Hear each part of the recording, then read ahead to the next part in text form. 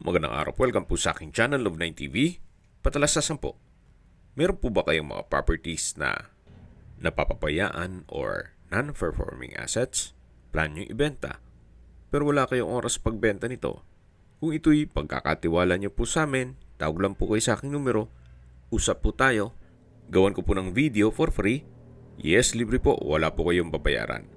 Tutulungan pa namin kayong mabenta ang inyong property. Kami na po bala sa marketing, sa boosting or paid ads, even sa tripping. Hindi na po kayo mapapagod sa pag-entertain ng mga buyers.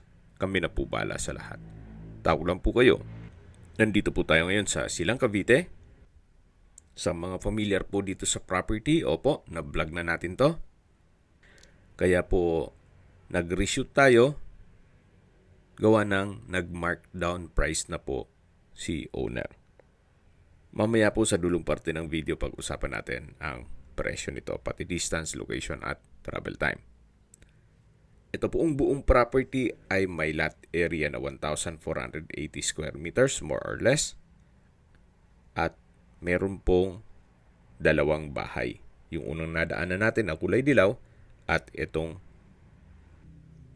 kulay puti na halos hindi naman po ito natirahan, gawa ng nasa Amerika po si owner. At tungkol naman po sa dokumento, ito po'y titulado. Updated ang amilyar, kaya wala po kayo maging problema sa documentation o sa transfer ng title. Nakabakod na po buong property.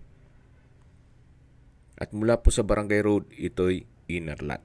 Kaya napakatahimik po ng lugar, sariwa ang hangin, at malamig po ang klima. Ito po yung nasa mataas na lugar. Ang estimated elevation above sea level ay 1,632.2 feet. So dito po sa likod, napakalaki pa po ng espasyo na pwede pong lagyan ng swimming pool.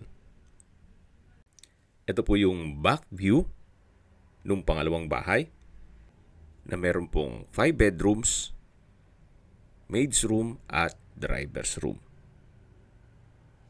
So ito po yung tinutukoy ko na nasa Amerika ang may-ari. Halos hindi po nila ito natirhan. Umuwi lang sila para i-maintain, then balik na naman. Balik po tayo dito sa harapan. Yan po yung covered carport, nakakasya ang dalawang sakyan. At meron pong access door na papunta naman sa maid's room at driver's room. Then connecting dirty kitchen at formal kitchen. Mamaya po ikutan natin yan. So ito po yung main door. Ito po yung naka-solid wood slatted doors. Then dito po yung hallway. At kung meron man po kayong PWD or senior citizen sa pamilya, itong kwarto na to ang para sa kanila. Napakalawak po ng espasyo. Wooden design itong tile flooring. May customized glass windows. Natanaw po ang kabilang bahay. May sariling toilet and bath na may bathroom countertop, vanity mirror, hand wash basin, water closet with bidet, at shower. Dito naman po yung wardrobe. At paglabas naman po natin, katabi lang po nito yung powder room, na kung saan meron din pong bathroom countertop, malaking vanity mirror, then water closet. Yan po ulit yung main door na kung saan dyan po tayo pumasok kanina bago po natin ikutan yung formal kitchen, yung dining at itong living area. Check po muna itong mga kwarto. Ito po yung hagdan na kung saan naka-wooden staircase, handrail at metal railing. Meron din pong customized staircase window na nag-serves as natural sunlight. Dito po sa baba ay meron pong 4 na kwarto at nandun na rin po yung master bedroom. So, samahan niyo po ako, baba tayo. At nandito na po tayo sa ground floor. Pwede ring sabing basement. Dito po ay may understair storage. Sa pintura po ng ceiling at wall, wala po kayong ipapagawa dito. Then yan po yung hallway. May access door naman dun papunta sa hagdan. At dito naman po may display cabinet. May drawer. Ito naman po yung unang kwarto. Dito sa baba, meron pong wardrobe, may drawer and dresser, at may glass window with security grill. Meron rin pong nakaabang para sa window type aircon. Dito po ay may built-in cabinet. At ito po yung tinutukoy ko na master bedroom na kung saan meron din pong sliding glass door na access papunta sa likod ng bahay kung saan yan po'y pinakita ko na sa inyo. Yung unang parte ng video na tinutukoy ko na pwede pong lagyan ng swimming pool. Ito pong sliding glass door ay mayroon din pong security grill. Yan po yung drawer and dresser. At ito naman po yung toilet and bath na may walk-in closet. Pasok po tayo. So yan po, from floor to ceiling po yan. At kabilaan. Kaya kahit marami po yung kagamitan o damit, pwede pong ilagay dyan. Then dito naman po yung bathroom countertop. May malaking vanity mirror. At nakabukod po ang toilet sa shower room. Dito naman po sa kabila yung shower room na kung saan ito yung naka-tile bathroom wall. At dito naman po yung wooden rack. Then wardrobe. May drawer and dresser rin po dito. Labas po tayo. Balik po ulit tayo dito sa master bedroom. Tungayin niyo po ulit bago tayo lumabas. Napakalaki po ng espasyo. At dito naman po yung pangatlong kwarto dito sa baba na kung saan napakalaki po ng espasyo. Then meron din pong glass wall and window with security grill at wardrobe. May sarili din po itong toilet and bath. May bathroom countertop, vanity mirror, water closet with bidet, at shower. Labas na po tayo para check natin yung ibang parte nitong bahay. Doon po sa dulo ay may isa pang kwarto na kung saan ang basehan na lang po natin yung isang video, yung lumang video na lang. Or pwede rin upon tripping na lang at nakrop po yung video. Nandito po ulit tayo sa bakanting lote na kung saan pwede po kayo magtanim kung ayaw nyo mang maglagay ng swimming pool. At yan po yung water pump na halos hindi naman nagagamit. Gawa ng maayos naman po ang water supply. Ito po yung perimeter fence. At yan naman po yung hagdan. Then yung access door papunta sa isang kwarto. Akyat po tayo. So ito po yung kabilang side ng bahay. Then ito pong natatanaw natin, ayan yung access door na papunta naman sa kusina. At pag diniretso naman natin to, ito naman yung papunta sa garahe. Na matatanaw naman yung kabilang bahay. At balik po ulit tayo dito sa loob. Ito po yung living area na may corner glass, then naka-ceiling cove design, may chandelier. At dito naman po sa kabila, yung dining area. Naka-ceiling cove design, may chandelier, may customized glass windows, at meron pong sliding glass door na papunta naman dito sa balkonahe o terrace na kung may mga okasyon po kayo, pwede pong ganapin dito gawa ng napakalaki po ng espasyo nito. At please manage your expectation. Pag nag-set tayo ng tripping, gawa ng mula po sa Barangay Road, ito po'y inner lot. At kita nyo naman po, itong mga tiles ay palitin na. Kaya, ayan po ang reason kung ba't nag-markdown price na po si owner. At hindi na nila maasikaso ito. Yun lang naman po ang mapipintas ninyo. Pero the rest, itong structure, itong pintura, maayos na maayos pa po.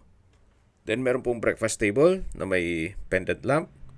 At ito po yung formal kitchen na may island, kitchen cabinets, then ito po yung pass-through window mula sa dirty kitchen. So, ganun din po, meron pong kitchen countertop, kitchen cabinet, at storage ng kitchen utensils. Malaking bagay po yung glass window na nag-serve as natural sunlight dito sa kitchen.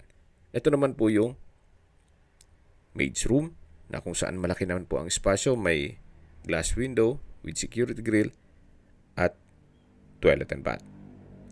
Bali po, sharing po ito o Jack and Jill mula dito sa maid's room at dito naman yung driver's room. Ito pong driver's room ay meron din pong built-in cabinet o wardrobe at ito po yung tinutukoy ko na access door papunta naman dito sa may garahe. So dyan tayo bumaba kanina yung hagdan. At mula po dito, matatanaw naman natin yung pangalawang bahay. Mula po sa entrance gate, mula po sa gate, ito po yung bubungad sa inyo. Once na mag-tripping tayo, yung yellow house, then yung driveway. Dito po sa driveway ay meron din pong access door papunta sa dirty kitchen, maid's room at driver's room.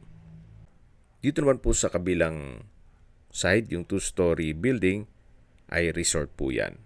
Pero soundproof naman. Wala po kayong maririnig na ingay. Hindi po yan pabrika o kung ano man. Private resort po yan.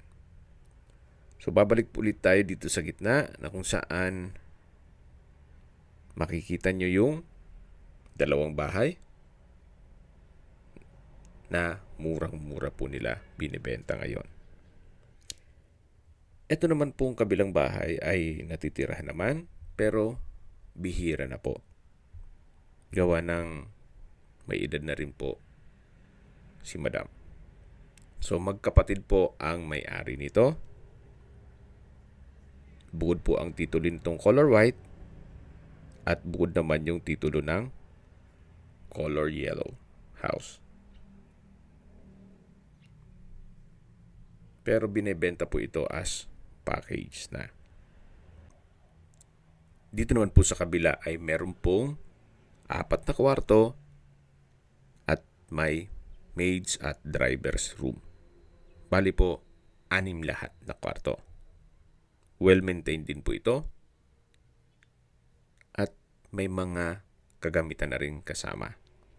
Siyempre, pera ng mga personal stuff ni owner. Napaganda po ng setup nitong dalawang bahay na kung saan halimbawa ito yung napili nyo na inyong magiging bahay bakasyunan, then yung kabila naman ay pwede nyong gawing guest house. Or kung gusto naman, pwede naman pong ipasok sa Airbnb para maging staycation business. Maglalagay lang talaga kayo ng swimming pool. Gawa ng lahat pong mga staycation business dito kahit malabig dito sa Tagaytay ay meron pong swimming pool. Welcome po dito sa bahay ni Madam kung saan nandito na po tayo sa living area o salas. Naka-glass walls and door. Then meron pong skylight, ceiling cove design, high ceiling. Napaka-aliwalas po. At lipat po tayo dito sa kabilang side na kung saan dyan po tayo pumasok sa main door. Customized wooden door with glass panel. Ito po yung unang kwarto na pwede pong maging receiving area, pwedeng gawing office, at meron din po itong sariling toilet and bath. May bathroom countertop, malaking vanity mirror, hand wash basin, bathroom cabinet, may glass rack, walk-in closet, from floor to ceiling po yan, at dito po yung water closet. Ito naman po yung shower enclosure na may hot shower set at ito yung naka-tile bathroom wall. Then meron pong bathroom window. Actually, kung meron po kayong PWD or senior citizen sa pamilya, itong kwarto na to ang para sa kanila. Then mula naman po dito, tanaw nyo naman yung color white na house. Labas po tayo. Dito naman po yung powder room, na kung saan meron din pong bathroom countertop, hand wash basin, urinal, water closet, then bathroom cabinet. Paglabas po natin ay dito naman yung dining area na naka-ceiling cove design. Then may chandelier. At sa dulo naman yung island. Then yung formal kitchen. May ceiling fan, modular kitchen cabinet. Then meron pong storage ng kitchen utensils. At dito naman po yung dirty kitchen. May pantry, kitchen countertop, may kitchen cabinet, at storage ng kitchen utensils. Ito po yung tinutukoy ko na maid's room na meron pong wardrobe. Ito po yung Jack and Jill na toilet and bath. Bali, sharing po yan. Doon naman sa kabilang kwarto. Check na lang natin pan-tripping gawa ng may nagpapahinga. So, balik po ulit tayo dito sa my dirty kitchen. At dito naman po ulit yung formal kitchen. Ito pong island ay meron din pong stainless sink with faucet. Yung dining area. Then meron pong sliding glass door. Papunta naman sa open lanai. At dito naman po yung mga kwarto. May ilang steps na hagdan. Na kung saan banayad naman po. Hindi naman may hirapan kahit senior citizen. At ito po yung master bedroom na kung saan napakalaki din po ng espasyo. Meron din pong sariling toilet and bath. May walk-in closet. May shower room, may toilet, bathroom countertop, hand wash basin, at vanity mirror. So, tunghayin niyo po ulit itong master bedroom na kung saan meron pong sliding glass door. Then, dito na po tayo sa hallway. Yan po yung ulit yung hagdan. Then, dito naman po yung second bedroom na kung saan malaki din po ang espasyo nito. May customized glass window with security grill at meron pong access door papunta naman sa harapan ng bahay. Ito naman po yung toilet and bath na Jack and Jill o sharing din po ito dun sa kabilang kwarto. Ito po yung tinutukoy ko na access door na kung saan ito po yung bakanting lote at matatanaw natin yung main gate. Labas po tayo dito at lipat po tayo dito sa last bedroom o third bedroom na kung saan malaki din po ang espasyo. Meron din pong access glass door papunta dun sa harapan ng bahay.